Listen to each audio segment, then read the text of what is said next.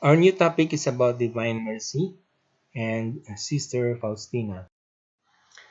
Her real name is Helena Kowalska. This picture is her picture before she became a sister, before she became a nun. This is the birthplace of Sister Faustina in Poland, and she is there in the middle of the picture together with her family. This is the convent of Sister Faustina where she stayed, and this is the entrance to their convent. Some of the images of Sister Faustina while she was still alive, and this is the picture. This is a painting of Sister Faustina where Jesus appeared to her many times and revealed to her about the divine mercy. So, upon the instruction of a priest, Sister Faustina wrote everything about what Jesus revealed about the divine mercy and wrote it on her diary. So this is the diary of Sister Faustina, the English translation, and this is the original diary of Sister Faustina with her original handwriting. This is the original painting image of divine mercy, and probably this is also the only image that Sister Faustina saw while she was still alive. This is the resting place of Sister Faustina. She died at a very early young age, around in her 30s, and her remains are placed in this container where pilgrims are venerate her remains. This is Rome. This is where she was canonized, and the Pope that canonized Sister Faustina was Pope John Paul II. He was the one who canonized Sister Faustina. Pope John Paul II is also now a saint and is also from Poland. So in this picture, we see some of relics of Sister Faustina. Relics are some of the remains of uh, a particular saint. So if it is a relic of remains of a person or a saint, that would be classified as a first class relic.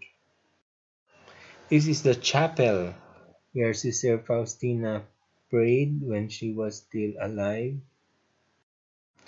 And now there is now a new modern church where people in Poland visit the shrine.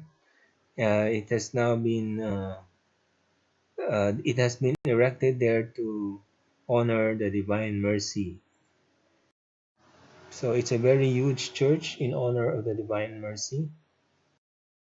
Inside, it can accommodate plenty of many people. Here we have a picture of Pope John Paul II celebrating Mass in the altar of that huge shrine of Divine Mercy in Poland. In the Philippines, we also have shrines in honor of the Divine Mercy. One shrine, a famous shrine, is found in Misamis Oriental, and there's another one in Bulacan. Now, we have to remember to understand Divine Mercy. Uh, it's all about love. Mercy is all about love. Love God first, and because of your love for God, you love your neighbor. You keep on loving your neighbor by being merciful to them, and the reason for that is because you love God first. Okay, so let's go now to the vital messages of the Divine Mercy. It's an acronym.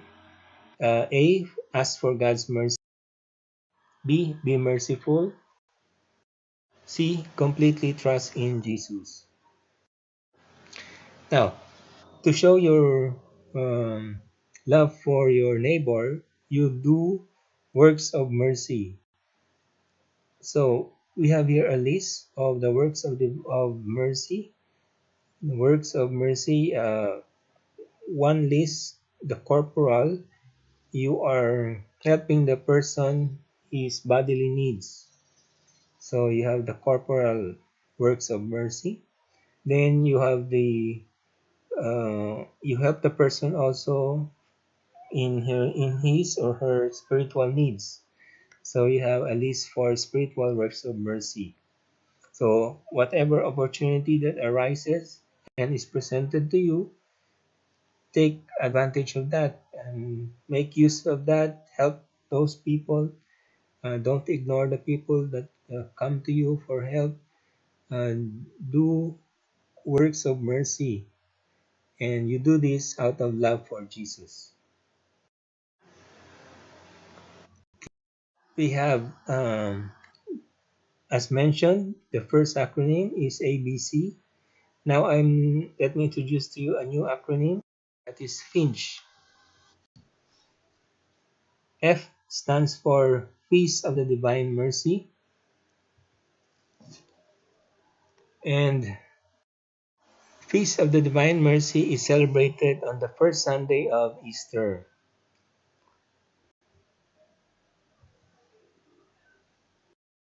To prepare for this celebration of the Divine Mercy Sunday, sincerely repent for all your sins, place complete trust in Jesus, go to confession, preferably within 20 days before the feast or 20 days after the feast.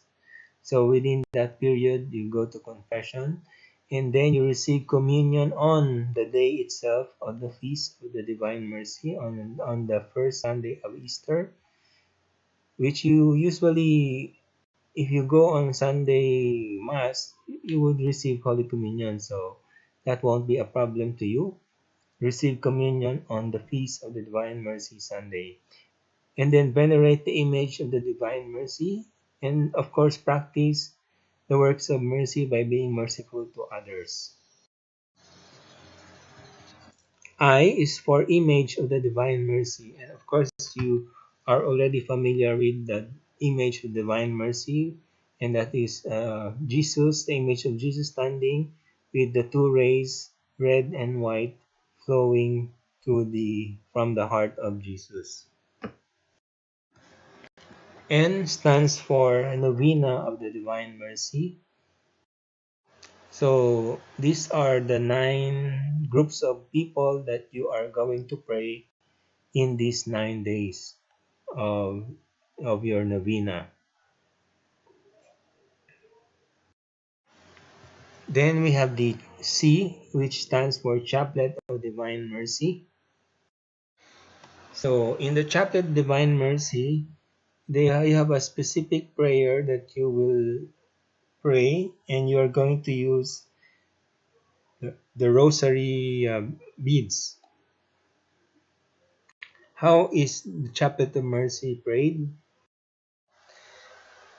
So this is how you pray it. So you have here the numbers that you are going to follow. When you do the novena, each day after you have prayed for a certain group of people, you are to follow it up with a chaplet of Divine Mercy.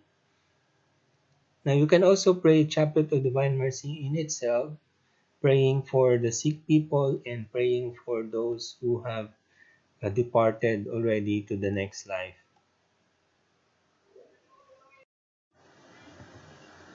Then you have the H, which stands for the Hour of Divine Mercy.